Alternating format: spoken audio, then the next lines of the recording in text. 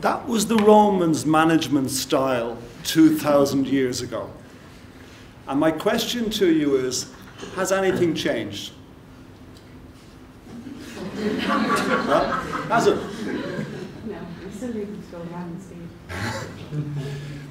My first job in management, that's the sort of company I worked for. That was the philosophy. You're a gobshite. You know, what are you going to do? Doesn't matter what you did, you're a gobshite. And the reality is, I think it's changed. There's lots of companies that are still like that, but I also think there's companies that have changed. And about 3 or 4 months ago, I had the pleasure of being at an event where, when this PowerPoint comes up, I'll talk to you about a lady called Mary Louise Nolan, who was the manager for Ireland for, the name of the company's gone out of my mind now, but basically that's what she talked about was, Mary Lou Nolan, Director of Intelligent Ventures Europe, but she was with Cisco when I heard her speak. And that's what she said management was about. That was her theory about what management is about. In times of trouble or challenge, double the level of communication and make it positive. Wouldn't we love governments to be doing that at the moment? Wouldn't we love our government to be doing that at the moment? Wouldn't we love people around the world to be doing that? And would you, as leaders and managers, would that be the sort of way you would go about working with your teams and with your people? And that's probably the best piece of advice. She was a very impressive young lady and a very good piece of advice. So, very simply, what this talk is about is it's your responsibility as a leader to connect. It's when you connect, you build relationships. When you build relationships, you create trust. And only when you create trust do you connect and grow yourself and grow your teams and grow your organizations. That's the most important thing, and it comes with having the confidence to communicate, to engage with people. And if you think very simply, and I'm reading a book at the moment by a friend of mine called Neil O'Brien, and one of the questions he asked to do with your comfort zone is, how many times have you said, I must talk to someone, or I must organize that meeting, and I'm going to do that, and then you just put it off? You say, the time isn't right, I'll do it tomorrow, or I'll do it next week, and just simply you put it off because it isn't where you're comfortable. And what I'm here to talk to you about is, I would see the most important leadership ability is to be able to communicate and engage with people. Take a moment to read that. When the screen is orange, it's your job to read and my job to stay quiet.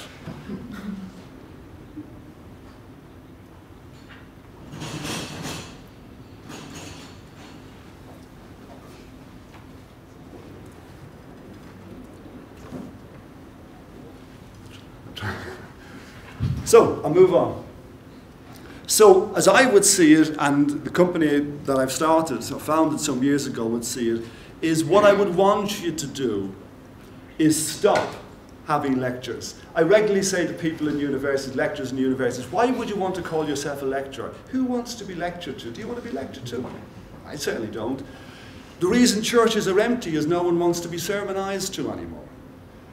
Speeches, in 1940, 10,000 people would have stood outside the GPO to listen to De Valera or something like that. Now no one would turn up. The reality is there isn't a time for speeches anymore. That time is sort of gone. And I think if I asked you for a show of hands, I know the answer would be most pitches and presentations that you see are deadly boring.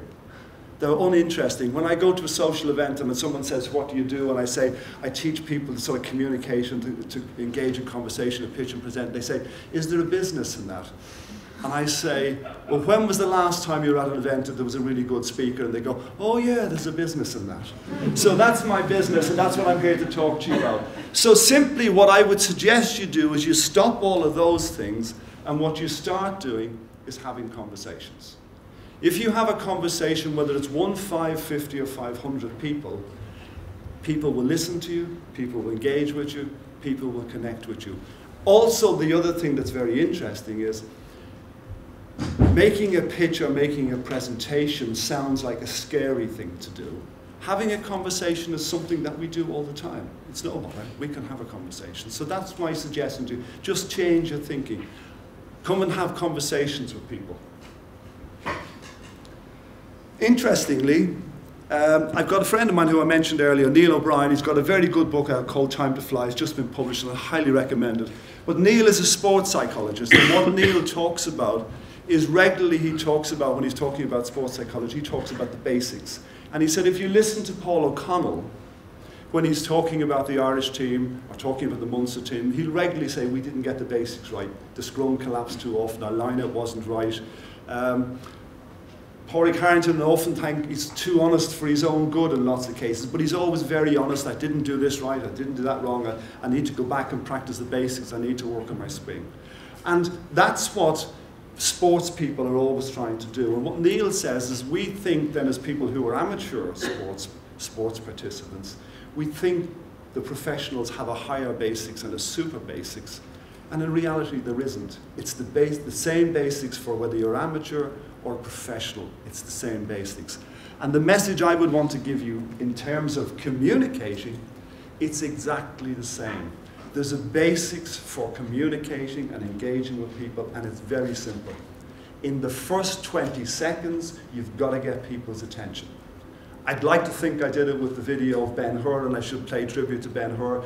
It, at the time, won 8 Oscars, Charlton Heston, and it was a fascinating movie, an engaging movie. Also, apparently, the movie with the most flaws in it that people didn't think of. One, for example, was, I think, 10 chariots started the chariot race, 6 of them crashed and 5 finished.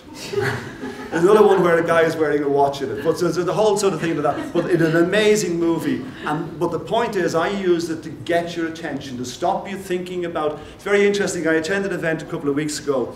This would be of interest to Tony, in the Social Entrepreneurs, and they had Roddy Doyle as a speaker. And he started the talk by saying, if I see you tweeting, I'll fucking kill you. And that's how he said, I have no interest. He said, listen to me, pay attention to me. So the first requirement is to get people's attention in the first 20 seconds. That's what newspaper headlines do. Then in the body of the talk, what's going to happen is, you're going to listen to me for a while, then you're going to drift off, and then you're going to listen to me for a while again, and then you're going to drift off, and then you're going to listen again. And it's my job, each time you drift off, to bring you back, to say or do something that brings you back. That's my responsibility. That's the responsibility of any speaker. Keep me engaged, keep you listening. And finally, you must close by telling the speaker, telling the audience, and if you think of this in a management role, if you want to get your team to do something or engage with you or move forward with you, the only way they'll do that is if you tell them how they're going to be better as a result of what you're suggesting. So every talk, every engagement with someone simply says, so I'm giving you this piece of advice, and let me tell you how you're better.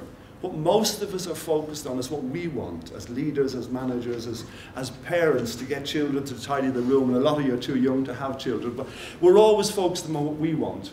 If you want to be a great leader and be a manager and get things done, you need to focus on how it helps the other person and how it benefits the other person. And in doing that, you also benefit. And I'll tell you a little bit more about it later on. But they're the basics for communicating. Get attention in 20 seconds, hold the attention, and try and keep bringing people back. And finally, finish the talk by saying, or whatever meeting it is, by saying, so this is how you're going to be better as a result of what I'm suggesting to you. In communication, the reason I'm putting these two people up there is, if you're Irish, we have a natural ability to communicate and engage with people. We do this all the time. You know yourself, if you went down for a shop for a bottle of milk, you can create a story about it. You go into the pub and have a pint, you can talk for hours. We're naturally good at this sort of thing. So for the people who aren't Irish, who are here, I can assure you, if you stay here long enough, it'll rub off. You'll get like us. But we have a natural ability. Darrell Bryn, Graham North, at the top of their careers in the UK. No one's doing as well as these two guys. And they're Irish, and they have that ability to communicate. Now, there's another guy who's done pretty well just recently as well, Barack Obama, and he's Irish as well. And he's pretty good at communicating. And one of the things that's really interesting was, there's a lady who's a very well-known photographer called Susan Kennedy, and she's at all of the big events. And I was I met her shortly after Barack Obama had been in Dublin. And I said, wasn't it amazing? Wasn't he an amazing speaker? And wasn't he terrific? And she said, where were you sitting? And I said, no, I was standing in the street with 100,000 other people and queued up for the 3 hours. I was really disappointed. Well, I suppose I was impressed that she thought I'd be sort of sitting at the back somewhere with all the things. But the thing that's really interesting, if you take that talk that Barack Obama did, and I say to you about get attention in the first 20 seconds, how he opened that talk was, he said, I'm an Obama from Moneygall, and I've come to Ireland to find a missing apostrophe from my name. The crowd just eating out of his hands for the rest of the talk. And there's an opening for a talk. That's the skill of these people and that man. But we're naturally good at it. John F. Kennedy says, and this is about leadership and about getting people to do things and getting people to do your way of thinking. Today, there's today and tomorrow. And what good leaders do is get you to agree to go along the journey and be willing to change. That's what good leaders do. And the reality is that what we're always fearful of is the journey, the change. That's what we're fearful of. And if you take the government, for example, at the moment as we are now at the moment, it's about cutbacks, it's about, cutting our cloth to shoot our measure. It's all about the difficulty, it's all about the hardship, it's all about that. It's nothing about when we do this in 3 or 4 years' time, we'll be really good again, we'll be doing really well again, but we need to take our medicine now. And in reality, every one of us knows that we spent too much in the good times, that we did things that were foolish. And you look back at it now. I did a simple example. I was doing some work in UCD yesterday, just a simple example of it. And before, I would have taken a taxi. In the boom times, I would have taken a taxi to UCD from my home, and it would have cost me 30 or 40 euro, and I wouldn't have given a thought to it. I've now discovered that I live probably 50 paces from a bus stop. And I've now discovered that from where I live in Lucan, I can walk to the bus stop, and I can get a bus that leaves me in the Belfield campus, and it costs me €3. And it goes quicker than the taxi because of all the bus lanes and all the rest. I wouldn't have considered that 3 years ago. That's the sort of thing we're doing now. But what the government and what people are not telling us is if we do that, in 2 or 3 years' time, we'll be back to where we were. Not to the same nonsense where we were, but they're not talking about they're only talking about the hardship. They're not talking about the tomorrow. They're talking about today and the hardship. And really what good leaders do, and if you take Obama, it's about the change, it's about going forward, it's about what we're looking at. So that would be my advice to you. Let me give you an example of what I'm talking about. My son is an engineer, works for a company called Dalkia. And about middle of December, middle of 2010, he got an order from Dalkia for 20 million. And he was very pleased about it, and I was hugely pleased as well, needless to say, and proud of him. And then one morning, the chief executive of Kerry Foods was interviewed on the radio by RTE. And I picked it up because my son had just got this order. And in December of 2010, Kerry Foods had increased their sales worldwide by 9.7%. They had increased their bottom line, trading profits, up 11.3%. Let me tell you how the interview went on RTE.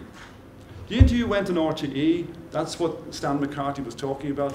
The interviewer said, we saw sales were down in Finland a bit, and your margin was cut a little bit in Australia, we see. And he said, yes, but we did 9.7% growth worldwide. How do you do that in 2010? How did any company do it? It's an amazing thing to do.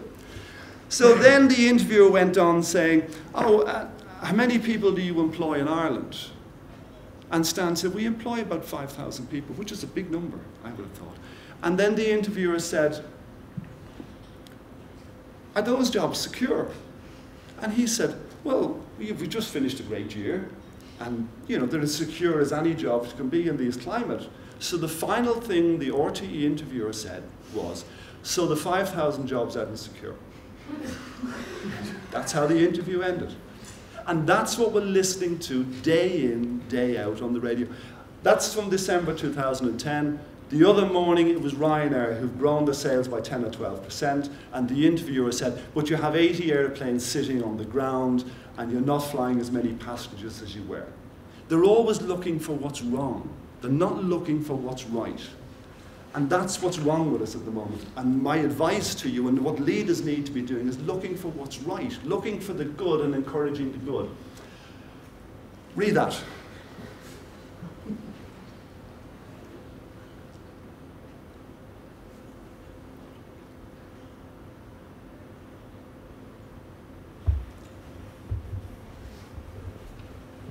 Someone asked them one of the questions previously, how do you pick yourself up? That's how you do it.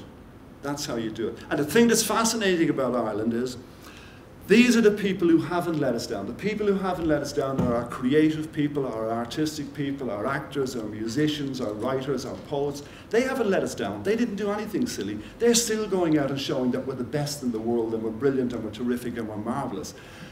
But we're not acknowledging them. We're not giving them the acknowledgement they need. So that's my advice to you. Listen, find good reading, find good things, go listen to good music. Now, another reason is to be cheerful. My business primarily in recent years has been working with high potential startup companies out of universities and out of the Apple Wire program and Startup Bootcamp and a dozen others where I'm coaching people to pitch for large amounts of funding for competitions. These companies here, these 4 companies here have raised, in the last 2 or 3 years, have raised in excess of 5 million between them in funding for the startup businesses. And how they've done it more than anything else is each one of them, and I'll take some credit for it, each one of them can tell you about their business and how you should interest and how you should engage with it. They can tell it to you in 2 sentences. How their business works and how you will be beneficial as a result of doing your business. If you take Currency Fair opened the pitch to the Dublin Web Summit this way, and I'll ask you to sort of listen to the question and respond in the way they asked the audience to do it. How many of us here would like to reduce our dependency on bankers? Put your hand up. Okay? That's how they opened the talk, and they've said, what we do is we allow you to buy currency online on our website. You don't have to go to banks to do it anymore. We'll find you a better rate, a cheaper rate with less costs. And an example of their business is, the figure I remember rightly, is 60% of people in Poland have their mortgages in Swiss francs because it's a more stable currency. So every month people in Poland have to buy Swiss francs. And they have to accept the rate that the bank gives them as the exchange rate. No more. Now they can do it through Currency Fair. That's how they explain their business. Log Entries worked with IBM. And what they simply say is they've developed a tool that reduces fault finding for the IBM engineers from days to minutes in some cases. And IBM employ 200,000 engineers in the field. Would IBM buy that product? From days to minutes. That's how they explain it.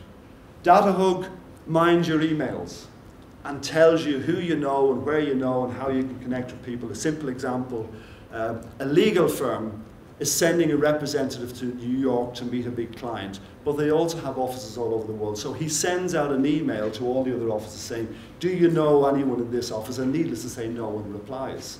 So he turns up, and when he turns up, they say, oh, we're working with your company in the Cayman Islands, we know them really well. So it's highly embarrassing. What DataHug will do is prevent that, because he can mine the emails and find out who's working with that company and who's connecting with them, whether they're engaging with them daily, weekly, hourly, or monthly. That's what DataHug can do for you. Redeem and Get, what they're doing is, have you ever signed up for one of the daily deals? I did it recently to get my boiler serviced. €39 to get your boiler serviced. 3 days later, 4 days later, I can't get the company to answer the phone. A week later, they won't even answer their emails. 2 weeks later, and still nothing happened. Because what's happened is the whole world signed up for the €39 boiler service. The whole world did. Then they died of fright. How are we going to do this? How are we going to manage this? It's me and a dog, and I have the whole world signed up for €39 web service. What Redeem and Get do is they provide something at the back end that when you all log in and book your service, they'll put it into a diary, they'll schedule when your service engineer will come, the whole lot, and you'll get a note 2 days later saying your service is booked for Monday week at such and such a time. That's what it does. Solves all the problems. And that's what they're doing. That's their business. So they're 4 young companies who have started, mostly Irish. The Currency Fair people are some Irish and some Australians. But they've raised over 5 million people, 5 million euros in funding. That's where we're going. That's the sort of thing that's not getting reported nearly often enough. But they did it, I would think, primarily because they can tell a really interesting story in a really short space of time. And that's what I want to get across to you. It's about how you communicate your message. You can have the smartest idea in the world, but if people don't understand it, no one's going to buy it. If they don't see how they're going to be better, no one's going to buy it. I worked recently with the Dublin Innovation people and Dublin City Council. And they're just an amazing, the girl who runs the Dublin Innovation is a girl called Lorraine Maxwell, and she's a team of about 4 or 5 people, and they did the whole Dublin Innovation thing for the whole sort of 7-10 days. An amazing event. And yet, we take those sort of things for granted. The one I want to point out to you here, Dublin Web Summit, Paddy Cosgrove, and what he's done, 4,000 people at an event a couple of weeks ago in Dublin. We cross over the Samuel Beckett Bridge and we take it for granted. We moan. Look at the bridge. It's just amazing. It's just an unbelievable space. Look at the theatre. We have all of these things. They're there. We got them as a result of the Celtic Tiger. And I've no doubt in 2 or 3 years' time they'll be full and they'll be jammed with traffic and we'll be happy and we'll be doing really well again. Maybe not to the same extreme, but because we've got all those young people, because we've got this exciting infrastructure. When I started in sales first, it used to be 4 hours to drive to Cork. You can now do it in less than 2. So all of those sort of things are in place. I remember when I started in sales first, I worked for a company back in the early 80s, electronics company called Berg DuPont, and they were sending a guy over from Den Bosch in Holland. And he looked at the map and he said to me, I want to visit a company in Dublin, I want to visit a company in Cork, we then nip up to the company in Galway and I want to fly home that evening. And I said, you can't do that, that's like a 3-day journey. And he said, no, it's only like 250 kilometers. I said, it's a 3-day journey. Now, it's not a 3-day journey now, it's probably a day and a half. But that's what we've got as part of it, and we're taking these things for granted. So remind yourselves that we've got all that wonderful thing, and we do have people like Lorraine Maxwell, who's doing wonderful stuff in the city and encouraging us. The message I would like to leave you with, more than anything else, if you take this message home and you take no other message home, this is the thing I'd like. So, Michelle was saying I spoke at some event 2 or 3 years ago and she remembers what I said.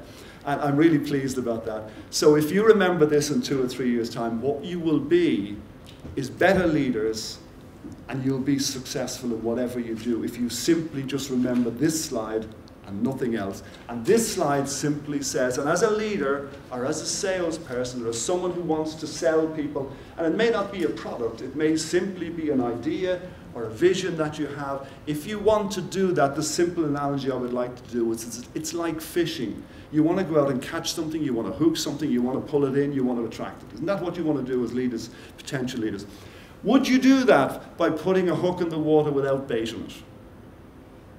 You wouldn't do that, would you? Wouldn't make sense to do that. So my thought would be, I like cake. So maybe I'd put some cake, because I'm very fond of cake. So maybe I'd put some cake on the hook. Would I be likely to catch a fish with cake? No. Say no, Andrew. No, Andrew. No, Andrew, that's good. So you wouldn't be likely to catch it with cake. What would you catch it with? You'd catch it with a worm. Isn't that what you'd catch fish with? You'd catch it with a worm. So my message to you is, if you want to get people to come along with you, and you want to get people to engage with you, and you want to lead people, and you want to sell them things, and you want to encourage them, you need to talk worm. What we're always talking is cake. We're always talking about what we want. Talk about what the other person wants. Talk about worm. And you'll be successful. And the really interesting thing, and this only dawned on me, I've been doing this for quite a while, and this only dawned on me recently, that if you talk worm and people go along with you, what actually happens is you get the cake. So it's a win-win situation. You get what you want because they get what they want. So that's my message to you. So when I see you in 3 or 4 years' time, I want you to come up and say, Warren. So that's the thought I would want to leave with you more than anything else as a result of this. And if you talk Warren, you can be the person on the end of that slide who's as successful as all of those people. Thank you very much.